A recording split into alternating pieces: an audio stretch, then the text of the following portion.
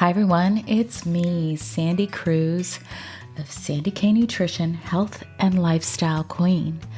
For years now, I've been bringing to you conversations about wellness from incredible guests from all over the world. Discover a fresh take on healthy living for midlife and beyond, one that embraces balance and reason, without letting only science dictate every aspect of our wellness. Join me and my guests as we explore ways that we can age gracefully with in-depth conversations about the thyroid, about hormones, and other alternative wellness options for you and your family. True wellness nurtures a healthy body, mind, spirit, and soul. And we cover all of these essential aspects to help you live a balanced, joyful life. Be sure to follow my show, rate it, review it, and share it. Always remember, my friends, balanced living works. Hi everyone, welcome to Sandy K Nutrition, Health and Lifestyle Queen. Today with me, I have a special guest, and her name is Iseldyke, and she is the co-owner of Dutchman's Gold. They are a honey and beehive wellness company, and they are not located too far away from me. So please be sure to listen to this entire podcast, because we are going to talk all about the powerful benefits of raw honey, propolis, why bees are so important to the environment, and more.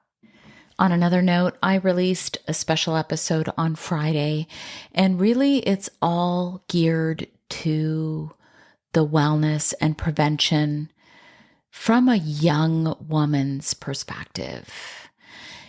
I was inspired to record this, and who knows, maybe I'm going to make it a series. But on Friday, I released a podcast.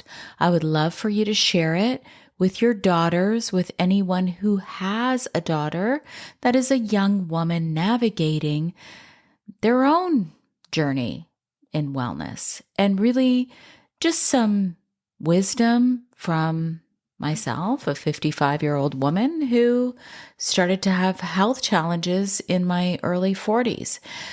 I believe that wellness starts at a very young age. And, being a 1970 baby, I wasn't really cognizant of any of that. I didn't really even think about that. And I think just because of the world that we live in now, it's more important to teach this to our young women. And of course, it all begins with our senses and being in touch with how we feel. And right now, in the world that we live in, we've got more numbing opportunities than ever and are less present than ever before. So I think this is a really important episode. As with all of my podcast episodes, I am very passionate to choose passion over profit. This is why you don't see a ton of sponsors on my podcast. I don't seek out one-off opportunities for sponsorship. I don't care about that. If you are interested in aligning with me, please do know that it's always about an alignment and a partnership. I don't do one-off sponsors. I don't work with people just on a one-off basis. So this is why you don't hear a lot of sponsors on my show. I'm also let's just say, it's very important for me to show up here every single week and on my social media platforms with integrity and authenticity, something that is amiss in this wellness space. I've been in it for 8 years now, podcasting for over 5, and I've seen a lot of changes. So I'm doing my best to ensure that I do not change with this trend of ego, power, greed. So all I ask of you is that you share my podcast. That's my ask. And it doesn't cost you a penny. What it does do is help me to keep getting these amazing guests and topics each week for you, not to tell you how to live or how to be healthy, but to equip you with information so that you can take that back to the practitioners that you know you, that you work with. I am not into this all-knowing, all saying what I say goes for health. I'm not into that.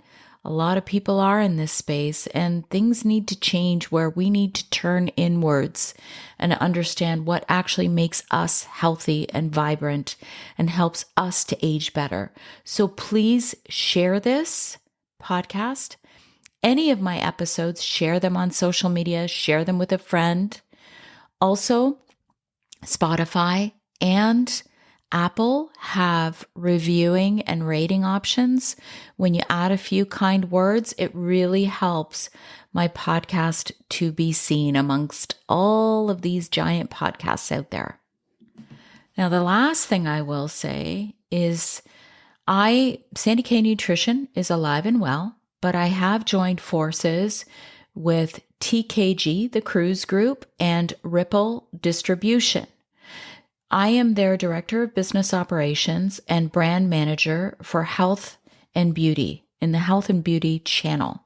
This is my husband's company, and he has been operating for many, many years on a global sales level, B2B, and Canadian distribution.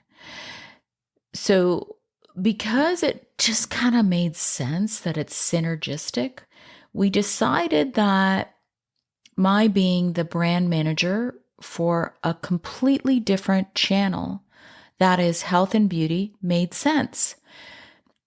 And I really resonated with this because I'm like, wow, if I could have the opportunity to bring better products to more people, now that's really doing even more good on a larger scale. So if you are a brand that is ready to scale up to go B2B, and we're talking about sales and distribution on a larger level, like the Costco's of the world, or, in Canada, Canadian Tire, or Best Buy Canada, Walmart Canada. These are massive opportunities for smaller brands who are really ready to go big. And if you are interested, if you are a great brand in the wellness space, in the beauty space, please get in touch with me. You can email me, sandy@sandyknutrition.ca or sandy@tkgpartners.com. Please do get in touch if you feel you're ready for this. And now let's cut on through to this amazing interview with Angela Iseldyke of Dutchman's Gold. Hi, everyone. Welcome to Sandy K Nutrition, Health and Lifestyle Queen. Today with me, I have a special guest, and her name is Angela Iseldyke, and she is a nutritionist and the co-owner of Dutchman's Gold, a honey and beehive wellness company based in Hamilton, Ontario. I'm going local, guys, today. This is great. And this beehive and wellness company was owned by her parents, who are master beekeepers, and they started this in the 80s. She's passionate about the bees and loves to educate on the incredible superfoods and ingredients from the hive, from honey to propolis, royal jelly, and bee pollen. And today we're going to talk about the powerful benefits of raw honey, propolis, and more, and where processed sugars may sneak into your diet that you're not even considering. And this goes for you, for your family. This is going to be a family friendly conversation because many people who listen to my podcast have children. Many of you have younger children, some older, like myself, some young adults. So, this is going to be a great educational podcast for everyone. And I'm going to ask you, Angela, can I ever visit your beehive? You certainly can. Well, do you give you a special invite? Oh, We've got 97 acres, there's a few yards, but yes, don't worry, an invite will come your way once the bees are buzzing. Obviously, right now, if you're listening, there's snow on the ground, and so the bees are overwintering right now. But yeah, yes, I would love that. I would love that. That would be so cool.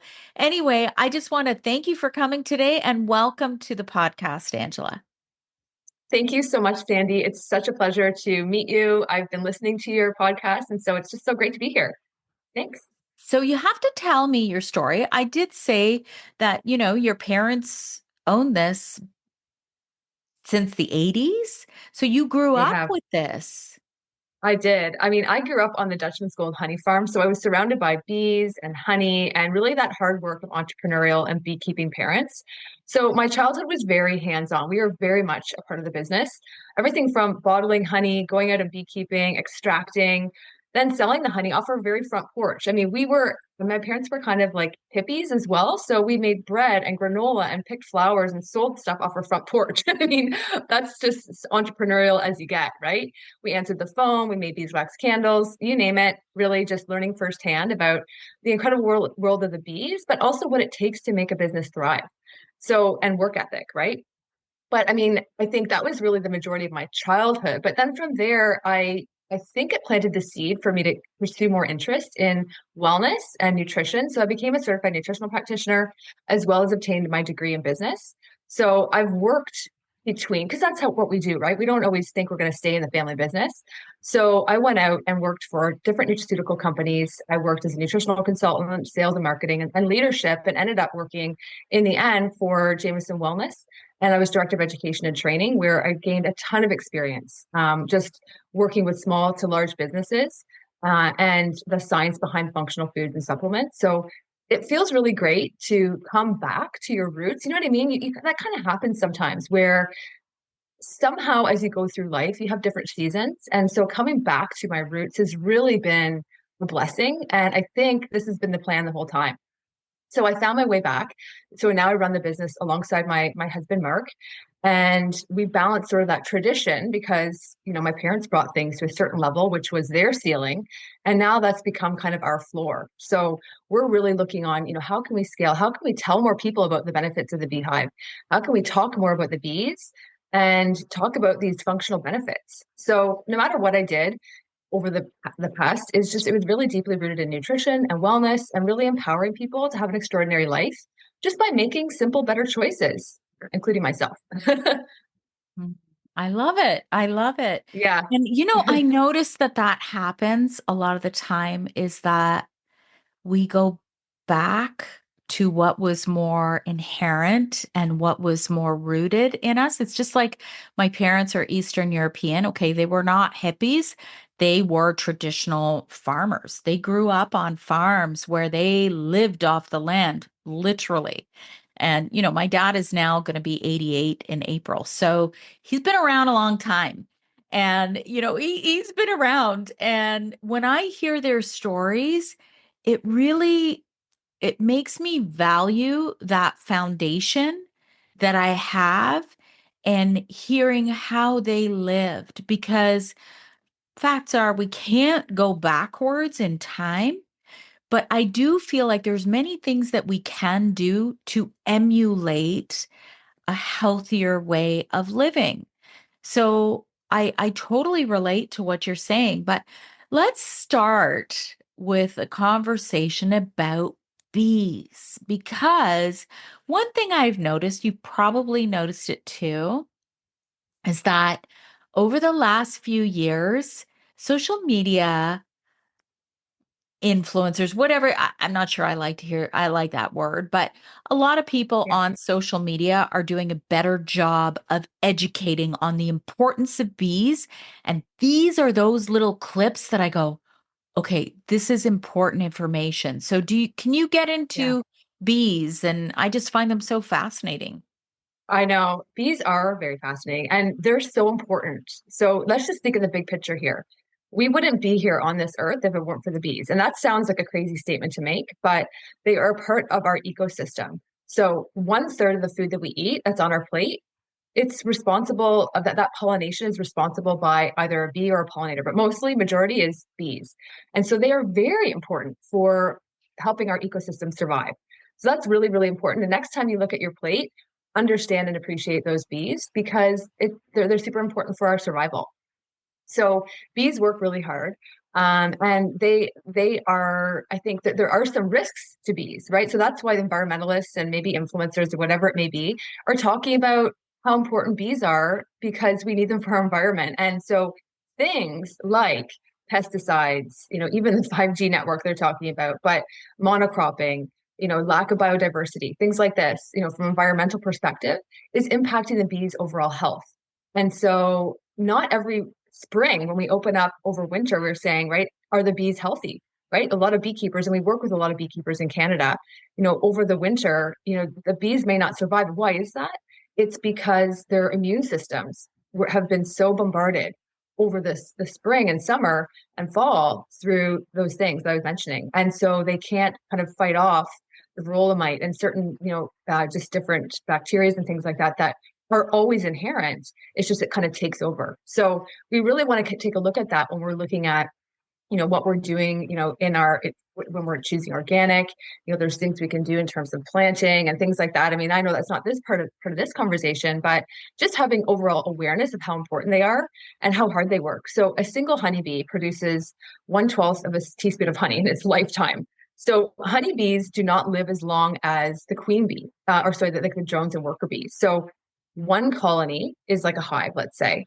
And so I know you're with you and you're the queen of nutrition. So the queen bee is really the glue that holds the entire colony together. It's fascinating.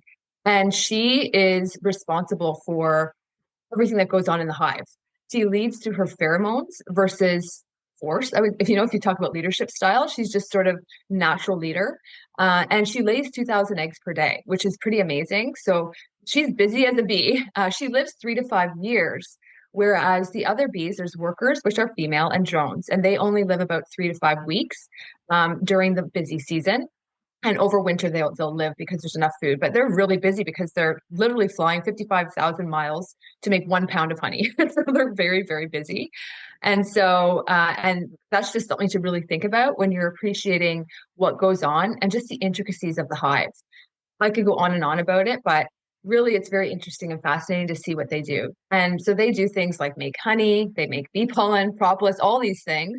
And even just like if you've ever had a chance to look inside the hive, even just the hexagonal shape of the bees, the comb where the honey sits in is all done by design. Like they've thought that through. It's maximized space. And so that hexagon is really cool. And then the fact that you can use that wax that's in there that holds the honey for beeswax candles or creams or things like that. Like there's multi-use from those benefits that the bees produce. And of course, I want to mention that you always leave enough for the bees, right? It's not harming the bees. It's kind of working with the bees. When you look after the bees, they look after us. Yeah, that's what I was going to ask you because they provide so much for us. At what Yeah. point is taking from them too much? Like you obviously would know what, like, Yeah. you have to leave, like, I don't know, you have to leave enough for them to continue to survive, right? Like the Yeah, queen. 100%. And it's in our best interest to do that. And so that's why, we have our Bee Friendly Promise, which is all about supporting beekeepers, ethical, sustainable beekeepers, supporting our bees, using sustainable packaging. Like it's all kind of that holistic big picture. And when you do that, then they give back and it works like a circle. Right. So you can do that just like farmers do, just like your parents did, right? Where you're working the land, but there's certain rotations and there's things you can do to ensure that land doesn't get eroded, right? So It's the same with bees. Hmm. Yeah. Now, I have to ask because I don't know what you think of this. Listen, I live in the suburbs. I don't have a ton of property. We have a pool, which, we put in many, many years ago. I would have rather, if it was today, I would have put a garden in, right? But Yeah.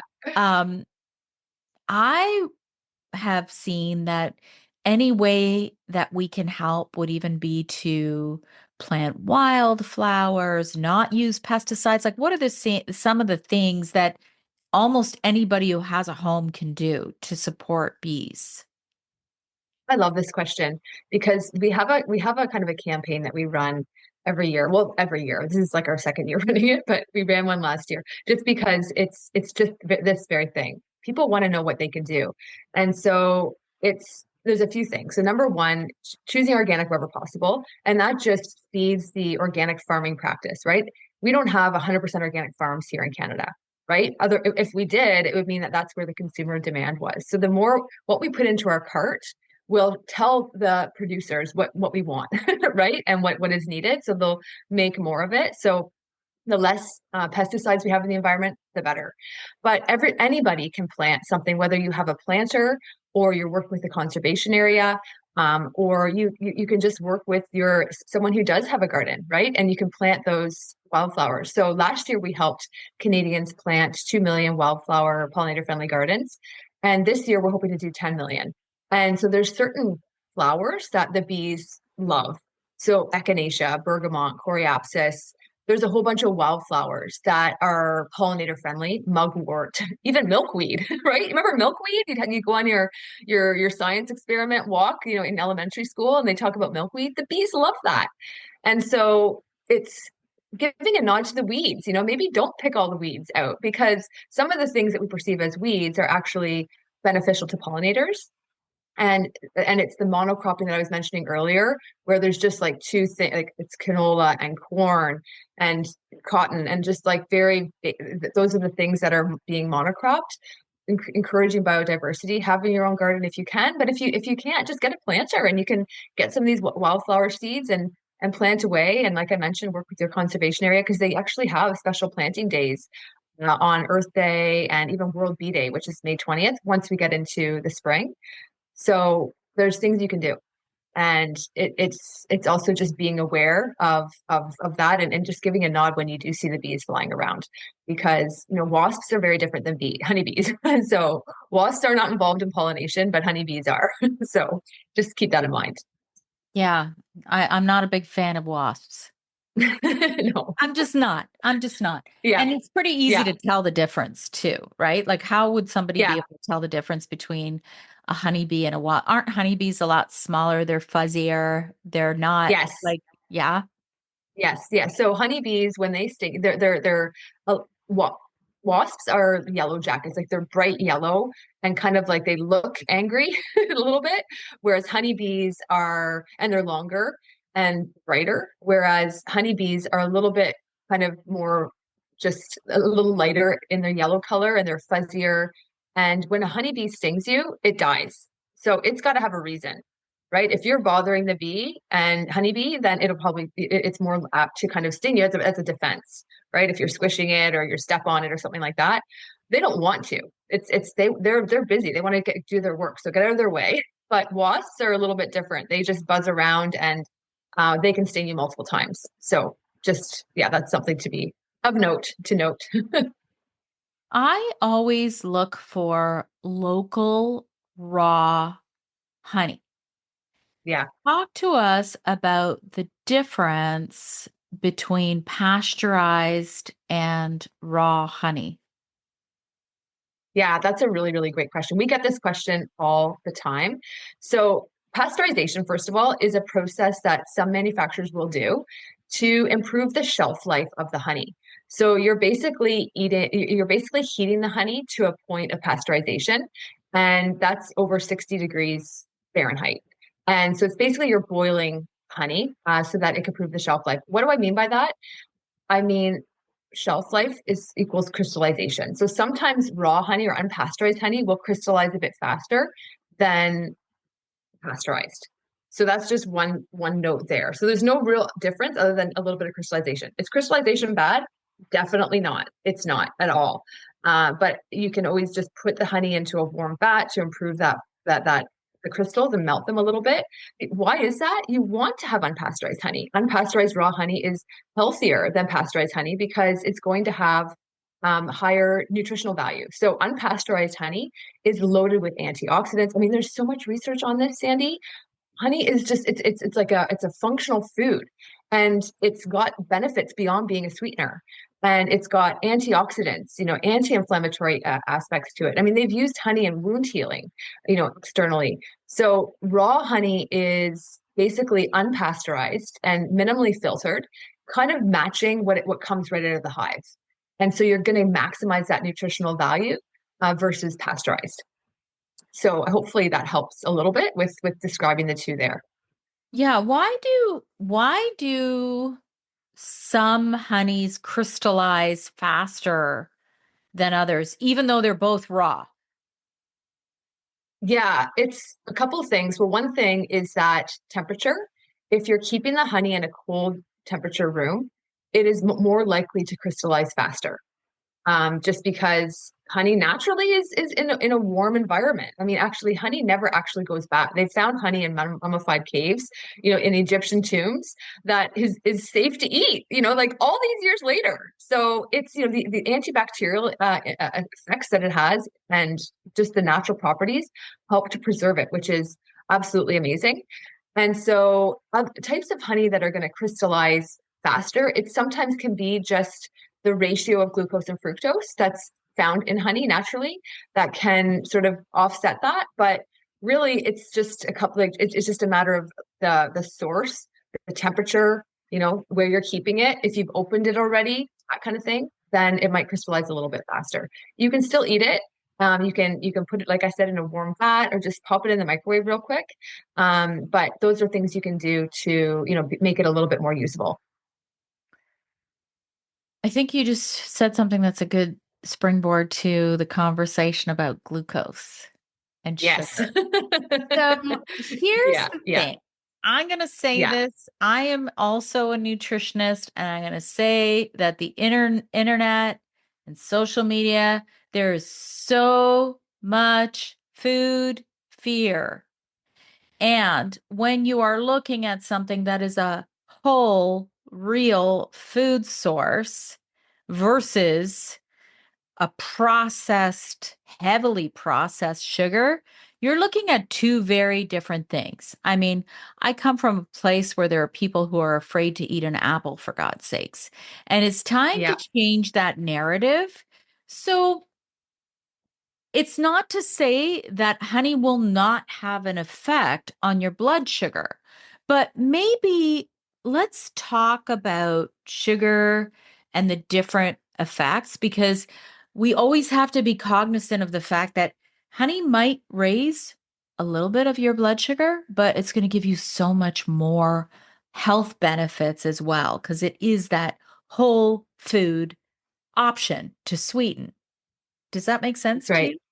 It totally does. And what you said there really resonates because I think like you, we're both nutritionists and you get people who are very extreme on their dietary choices by removing an entire food group or demonizing, certain aspects of a food. And, sugar is one of them. And, protein's another and fat's another one. But not all sugar is created equal.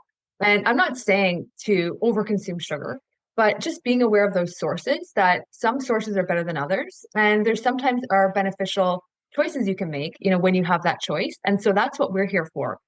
I'm not telling people to consume a whole jar of honey. It's not going to have an impact on your blood sugar, not at all. And we want to be mindful, of how much sugar we're consuming for sure.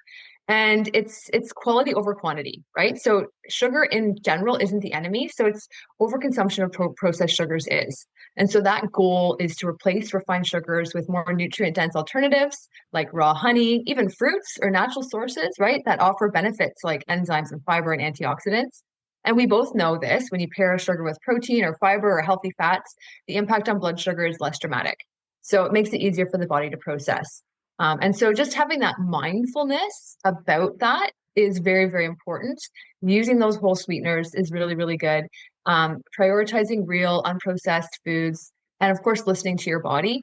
You and I were talking before the show started, how much sugar we should be consuming in a day and all that kind of stuff. We can get into some of that.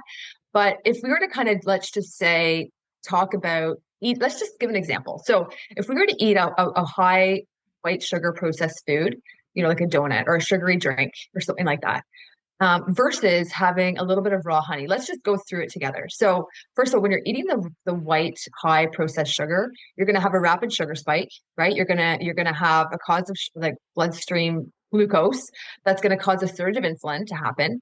Then you're going to have an energy crash because that sugar lacks fiber, enzymes, and nutrients, and it's burned through quickly. So you're going to have a sudden, drop in blood sugar, and we all know that feeling. It doesn't feel good. And it's when you feel tired, irritable, and then you want more sugar. And then also, this leads to inflammation and fat storage because you're having more sugar than you should be having. And so it causes, inflammation, and it's stored in the fat. And that's actually one of the causes of fatty liver. It's actually not always the alcohol, it's sugar Yeah. and the fat cells. And this causes inflammation in the body, which we know leads to a whole bunch of things: brain fog, sluggishness, long-term conditions like metabolic syndrome, right? Which is that increased risk of heart disease, stroke, and type 2 diabetes. And I'm not trying to scare, I'm just saying. And then that gut disruption. So processed sugar feeds harmful gut bacteria, potentially leading to bloating and digestive discomfort and increased sugar cravings. So there's some things going on here with just eating like just pure sugar, something that doesn't have any nutrition to it at all. Versus eating some raw honey, you're going to have a gradual energy increase. And so you're gonna have a natural, like using those natural sugars that have the enzymes and antioxidants and trace minerals and slow the absorption of glucose. It's less of an insulin spike because honey has fructose in addition to glucose. The liver processes it more gradually. And so that's something to be aware of. And then anti-inflammatory effects. Raw honey contains compounds like polyphenols, as we were talking about earlier, flavonoids, organic acids, and reduces oxidative stress, and which combats inflammation, which is so important, right? We know inflammation, you can feel it a little bit when you're pain and sluggishness and all that kind of stuff. And raw honey contains probiotics as well, prebiotics, which helps enrich that gut bacteria. So it's kind of like not the opposite. You're still getting sugar, but you're having less of an impact overall on the body. And so eating white sugar or refined sugar is like throwing gasoline on a fire, whereas having raw honey is slow burning log, right? It's like sustained energy, nutrients, and protective benefits without the metabolic chaos. So I hope that answers, but I think it gives a little bit of a picture when you're kind of comparing the two and the impact on the body. I'm going to throw in a third aspect to this conversation only because I come from a place of pretty severe food restriction. After I had my thyroid out, I was like afraid to eat because I didn't even know my body anymore. And I do talk about this a lot. I went through a period of keto. Okay. And in the keto world, there were all kinds of non-caloric sweeteners. I think it's important to bring this up. So what was happening was I had so much, like, I would pull back from so many different food groups when I was eating keto. And one of them included all sugar. So here I was adding in like erythritol and stevia and all these things. And then I'm like, what's going on with my gut? Like I started, and so then there's other ones like aspartame, there's sucralose, there's all of these non-caloric sweeteners. And I'm going to tell you right now, if you think that stevia in a white powder that's like dust is less processed when it comes from a green plant, I think you're kidding yourself. I'm just going to ask you to think about it because I'm like, why am I doing this? And then I was needing more because I felt like I lived very restricted in how I ate. I wasn't getting a lot of joy from the food that I was eating. And so I was eating more of those non caloric sweeteners, and it was causing more distress on my gut. And I certainly didn't need it. And then I'm like, what am I doing? And then I just cut all of that out. And I switched to, there's a few that I will use. One of them is raw honey. One of them is pure maple syrup. Another one is I will use dates.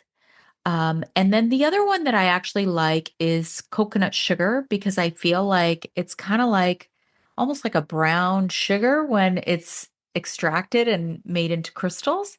So those are, I just wanted to note that I was looking, you're going to laugh at me, Angela. And you know what I'm going to do is I'm going to make my own syrup for my kids who love to drink from a special coffee shop. And I'm sure most of you know. And I think it's a good time just to mention the recommended daily amount for women is 6 teaspoons. That's about 25 grams of sugar. And when I was analyzing it was a grande of one of the specialty drinks. That grande was 52 grams of sugar in one drink. That is more than 2 days worth of sugar in one drink. So people don't even think about it. So I'm like, I'm going to make my own syrup, coffee syrup from honey. At least it's a whole food source, right? I would Right. love to hear your take on um, just this whole thing. I feel like we live Yeah. in this sugar drink laden life with kids and adults the same. Yeah, I mean, I think our receptors are all over the place, right? And so when you're consuming the artificial sweeteners, you're almost tricking your body, right? It's too sweet, right? When you think of honey versus sugar, honey tastes sweeter, so you use less. But stevia and xylitol and these other alcohol kind of sugars are 10x sweeter. And you're tricking your body. It's not even like a human natural sweetness. So our receptors go all crazy and it makes us want more sweet. But if you're having something that's from nature and it's just in that amount that's just you can consume it and it will help your receptors, you will naturally kind of have your fix and you don't need it again because you don't have to crash and your body's not being tricked. So we shouldn't be tricked either by some of these artificial sweeteners thinking that we're doing something good. And you're right, they do disrupt your gut. It's proven. Not only that, some of these artificial sweeteners are no good for your brain. And I'm not saying, never to have some stevia, sodas or things like that if you're having that instead of like a sugar laden one, but there are things you can do and just having that awareness. And so that chat about with your daughter and taking her to, a coffee shop, we need to teach our young teenagers and our young adults about what they're consuming as well, because I think there's this sense of a hall pass or I'm young, so it doesn't matter. But we definitely need to teach about what is feasible. I mean, we're maybe 25 grams of sugar a day for a woman and 65 for a man, or I can't remember exactly what it was we said, but there's going to be room for, we don't want to get so strict where it's like we're looking at everything so strictly, but just creating some awareness. Like you said, did you know that this drink that you're having is double the amount you should be having in one day, and you're just having this at breakfast? You're going to probably want to have sugar later on because you're going to be craving it, and what it's doing to your overall health is not great, right? We want to leave room for treats, but is this the kind of treat you want? Or can you have it, like you said, can you have your cake and eat it too? Can you still have that treat and get that sweet feeling by using honey or maple syrup in your latte instead? Yes, you can. And it's kind of fun, right? To find alternatives, and there's ways you can do it. And we're doing something actually right now called the Sugar Swap Challenge. It's so fun because it's something that I've done, and you probably do this too, Sandy. It's something naturally that you do, but it's not very common for people to think about replacing the refined sugars for natural. It's not even like a conscious thought that you can do that or look at a recipe and go, I can swap this out for something. So, for example, for every 1 cup of sugar, if you're doing baking or just relatively speaking, it's 1/2 to 2/3 a cup of honey. So you're using less and you're lowering some of the liquids because honey's naturally got liquid in it. And the same thing with maple syrup. It's 1 cup of sugar equals 3/4 of a cup of maple syrup. So you're using less. And there's things you can do. You can be empowered now to look at recipes and try something different. It's going to have a little bit of a different taste, but it's going to be better for you and you're going to feel better. You're going to get that sweetness craving marked, checked because we're human and we crave sweet, we crave sour, we crave salty, we crave all of it. And so giving yourself that and not restricting it and knowing that you're giving something good to your body that's not going to be inflammatory, it's not going to disrupt your gut, and you're not going to have that energy crash is like the reward. That's what you want to go towards, right? You don't want to go towards fear and saying, don't have the sugar and don't have the sweet because we want the sweet. Why don't you pick this so you can feel better and still achieve your health goals? There, I have a new product for you. Yeah. We're gonna make coffee Yeah.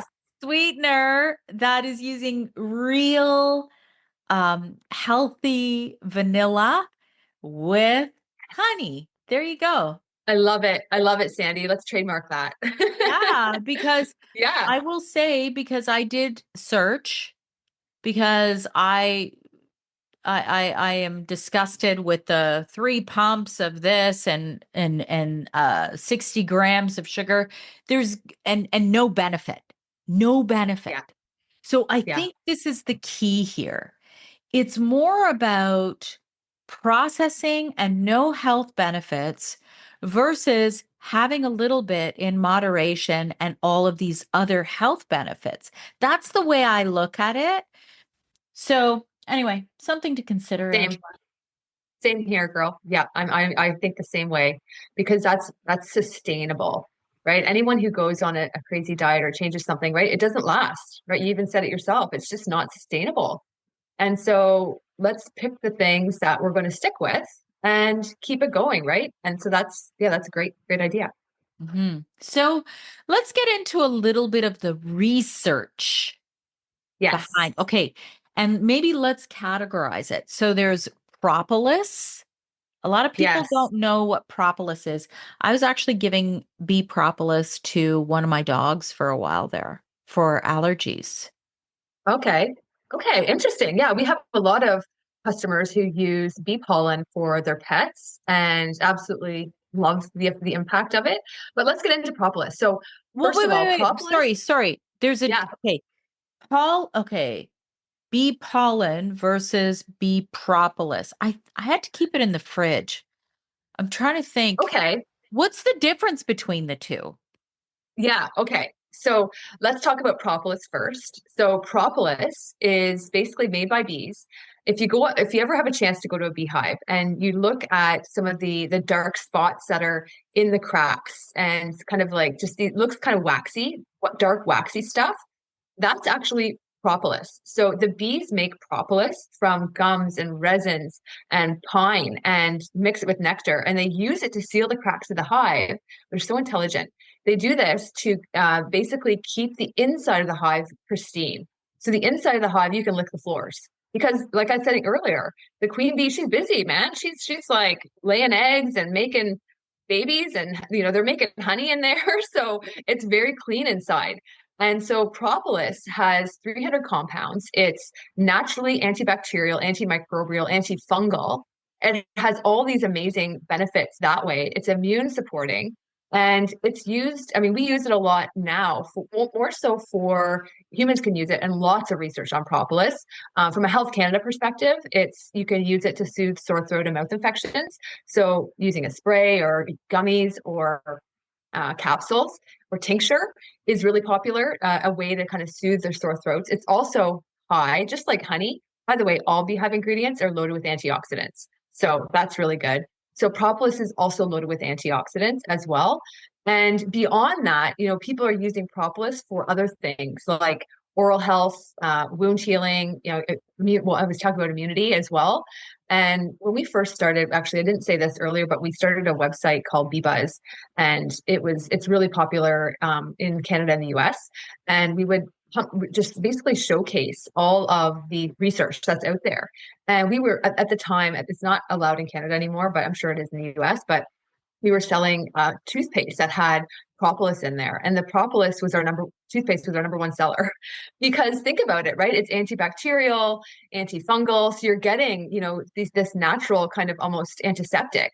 And so people loved using it for toothpaste. And you can also use it obviously internally too to help with that as well. And, other things, just people are using propolis for warts and like HPV and for candida and other things. But there's a ton of research on propolis. It's just kind of getting started here in North America. It was a staple, or it is a staple in other countries, such as in Eastern Europe and in Asia, where it's just a part of the medicine cabinet and recommended by doctors as a medicine. And then there's bee pollen. So bee pollen's another ball of wax. It's another beehive ingredient powered by bees. And bee pollen is, and you've seen it in action, and I'm going to tell you why. So when you go in the springtime and summer, when you go up to the flower, or, just you're seeing the bees buzzing and you're just looking, it's so pretty. And you see these orange sacs on the back of her hind legs, by the way. It's the worker bees, the females of the hive who are doing all the gathering of the pollen. So when they're pollinating the flower and the flower pollen, bee pollen is collected naturally and it's stored on their hind legs. And so that's a combination of flower pollen and nectar. And it's orange and brown and red, depending on the floral source. And so that's bee pollen. And so bee pollen is really nature's superfood and multivitamin powered by bees. And it can be used, you see it in granules. So you can use it as a superfood. It is probably the fastest growing beehive ingredient that we've seen in the last year because superfoods are really hot. But not only that, they call it superfood super because it's packed with nutrition. So bee pollen is high. It's a complete food. It's got protein. It's got carbohydrates and fats, amino acids, vitamins, and minerals in there as well, polyphenols, antioxidants, you name it. And people are using this in their granola, in their yogurt, in smoothies, eating it on its own. I grew up with bee pollen. Like I grew up with everything. I used to eat raw propolis, and bee pollen was the number one thing that my mom would ask before school. Like I could still remember her getting out on that front porch, getting into the bus, having the window turned down, and she would say, "Did you have your bee pollen?" I was so embarrassed because back in the 80s, right, it was not really popular to have bee pollen. But I swear I never got sick. People always complimented me on my skin, and it's a natural multivitamin with loaded with antioxidants. So a great superfood to add to your diet, and I think people are catching on to it, and animals included. So maybe that's what you gave to your That's the dog one. because Yes. yeah, okay, yeah, That's okay, it, cool. because now that I'm certainly not a honey or bee pollen expert, but I try and keep my dog healthy. And I remembered reading about it and researching that pollen because it's exactly what you said, the little like balls that were yellow. Yeah, exactly. Humans can eat it too, and it's got a bit of a bittersweet taste. It can be kind of like it's kind of crunchy soft, but it's a superfood. You don't need a lot of it. So you can start with a couple granules and work your way up to 1 to 2 teaspoons. I grew up on it and I'm fine. I don't have any pollen allergies or anything like that. So I'm fine with having a tablespoon a day. I had a tablespoon before this interview. So if you're feeling the buzz from me, it must be the bee pollen. And so it's very easy to take and something that you can kind of add into your smoothie if you're a smoothie person.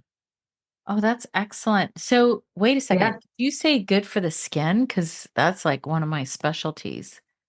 Yeah, you know what? Anybody who starts taking bee pollen, and my daughter was taking it too, she started noticing that her skin, the color would come back into it. Like in the winter when your skin's kind of like dull. If you think about it, if you ate a lot of oranges and carrots, your skin does kind of it's so you're eating something that is adding those polyphenols and those antioxidants and those carotenoids to your diet. And so we know how great those are for your skin and helping with that, like just overall appearance of skin. So I mean, we don't have a Health Canada claim for that, but there's research showing, we just know from a nutrition perspective, when you load your body with the good stuff, your skin tells you, right? So Mhm. that's that's What what I the will kind of say, benefit. yeah. So what I will say is I always encourage people to do their own research on Yes. anything. We are not Yes. making any medical claims on this podcast. We never do. We just educate. We're just talking about certain things. And then you have to go and look up the research yourself and decide if it makes sense for you. I just want to put that little disclaimer in there because it's really important that people know, even though I am a wellness podcaster, I do not give any medical advice. I thought it's a good time to add that in there. So Yeah. let's get into beeswax. What's Yeah. bees? What is that all about? Yeah. So beeswax, like I mentioned, right? So that's the wax cappings that are on top of the honey when inside the hive and also what holds the honey. That's beeswax. And so beeswax is also high in polyphenols, but it's antibacterial, antimicrobial. People are using beeswax in two ways. They're using it as an ingredient for their skin care, right? So beeswax creams and lip balms and different like tinctures and things like that for your skin. And then they're also using it for beeswax candles.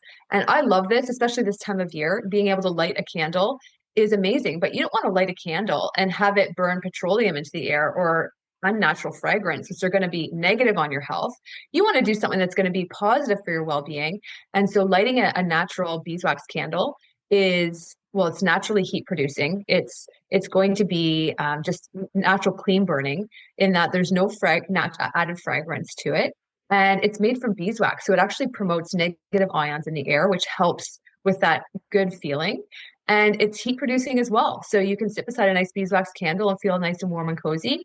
And the Canadian Enzymatic Society actually recommends using beeswax candles because we know the impact of the environment on your breathing and it just what happens when you're having different environmental toxins in the air, just walk by a laundry aisle or light some of those other fragrance laden petroleum based candles and see what happens to your breathing, right? Especially if someone is asthmatic or they've got just poor respiratory health. And then, yeah, from there, using beeswax as a skin cream is phenomenal, as part of a base for moisturizing, locking moisture in, antibacterial, right? So using a body butter or something like that is just so great, especially this time of year if you've got those cracked hands, to really kind of seal that in and keep that moisture in. It's just such a naturally used ingredient that you can use in lots of different ways. Lips as well, lips and Mm, face and body. Yeah. I like it. Now, the other Yeah. thing to note just about the candles.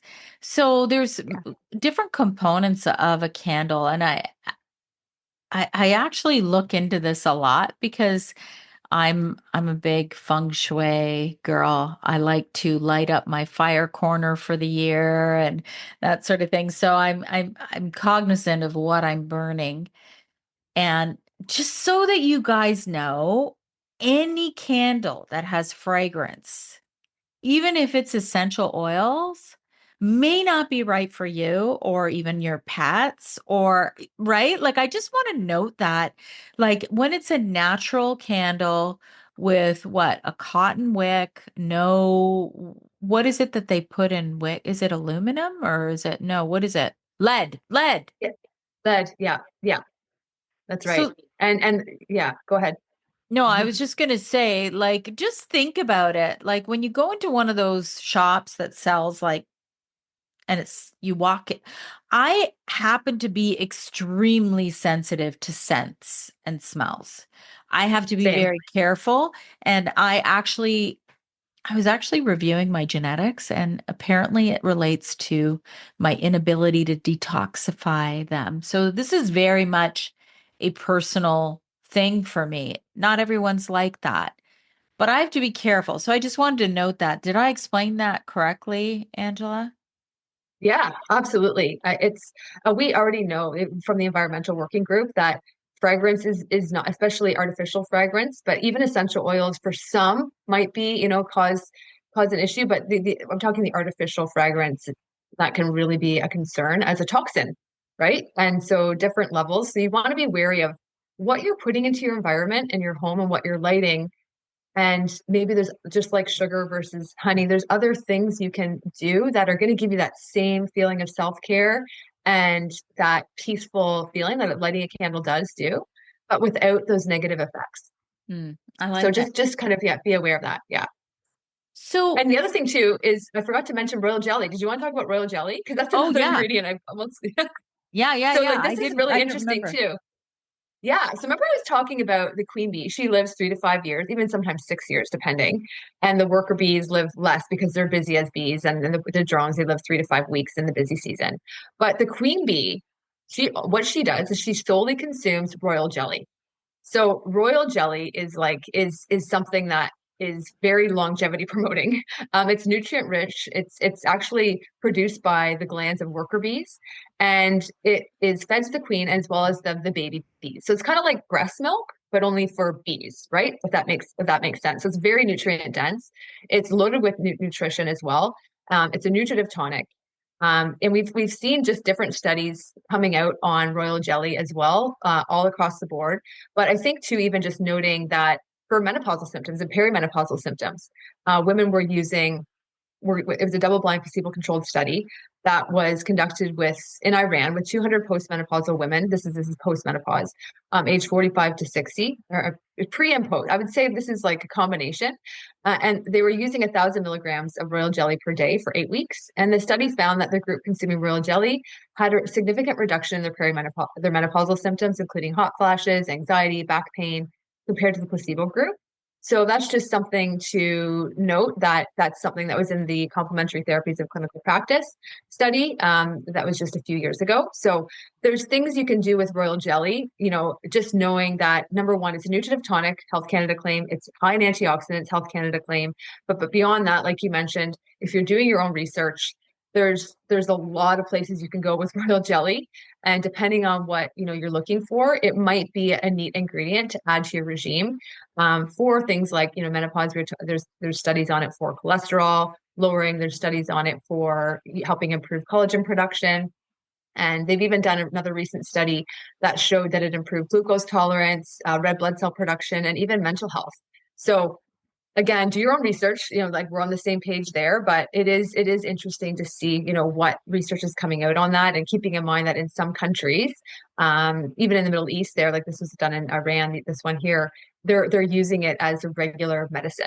So I think we're going to need to catch up a little here in North America on some of the things we can say when it comes to royal jelly. I know it's being used as well for brain health too. So just check it out, because we need to be in charge of our own health and what we put into our bodies. And this might be an option for you as well. How do you eat it? Like, do you just like take a teaspoon of royal jelly and it's like jelly in your mouth? Like, what is it? Oh my goodness, I'm glad you asked. So, truth be told, I have tried royal jelly on its own. We have fresh frozen, and we have the concentrated powder, and we also have capsules. Fresh frozen royal jelly tastes disgusting. It is like not tasty at all. Like I cannot do it. And so I will use the capsules myself. That is where I'm at. I'm just being honest. I have not seen someone who's tried royal jelly, and I've seen a lot of people try it who think it's delicious. It's not delicious. So you need a very tiny amount. Like it looks like honey, but you just need a small amount of it. It's very concentrated. And so depending on what form you're consuming, just be aware that it's not like having honey. It might look like honey, but it's not honey. So I prefer the capsules myself. And yeah, so there's different options. So maybe plug your nose if you're going to try it. Yeah. Yeah. That's always that's always worked for me. I don't know. Yeah. Yeah. Yeah. I Um, get it. Totally. Totally. I think we covered a ton of information. We're almost at an hour, I believe. So I want to make sure that I give you that we didn't miss anything, Angela. Yeah. I'm just thinking back to the conversation, and we covered a lot, Sandy. We I did. think there wasn't anything in particular that's missing. I mean, I may say a couple things, but just in terms of, I mean, I think just what you're saying at the beginning, right? It's just when we are looking at our health and our choices that we make, don't underestimate the power of a small, simple choice and the impact it can have on your overall health. Because the small, simple choices we make are easier, and then they're going to last, and they're going to become a habit. And so just being aware of processed sugar in this example of conversation, and replacing it with something else, it may just over time be that thing that continues to help you on your journey for health. But there's other places you're going to see it everywhere. Once you start looking for it, it's like, is there something better I can do here?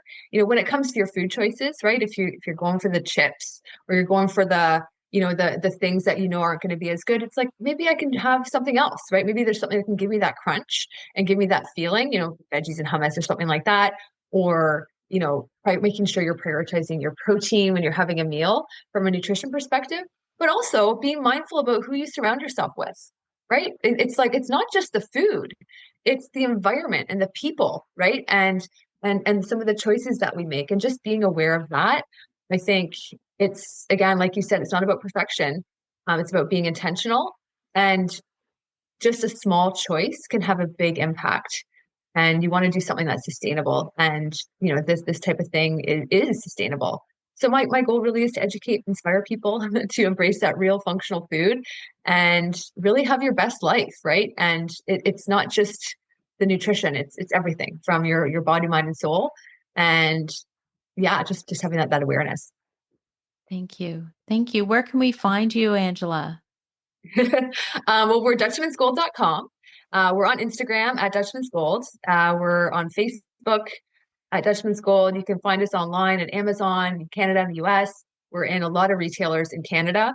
And yeah, I mean, just search it up. We've really been working on improving the website, since my dad didn't have a website at all. So, or selling online. So we're in quite a few different places online and in stores. And reach out to me as well. I do answer, the DMs and all that on Instagram, or you can email us as well. And you can find all that on our website. Thank you. Thank you so much, Angela. Thank you too, Sandy. It's a pleasure. And yeah, really enjoyed our chat today. Me too. I hope you enjoyed this episode. Be sure to share it with someone you know might benefit. And always remember, when you rate, review, subscribe, you help to support my content and help me to keep going and bringing these conversations to you each and every week. Join me next week for a new topic, new guest, new exciting conversations to help you live your best life.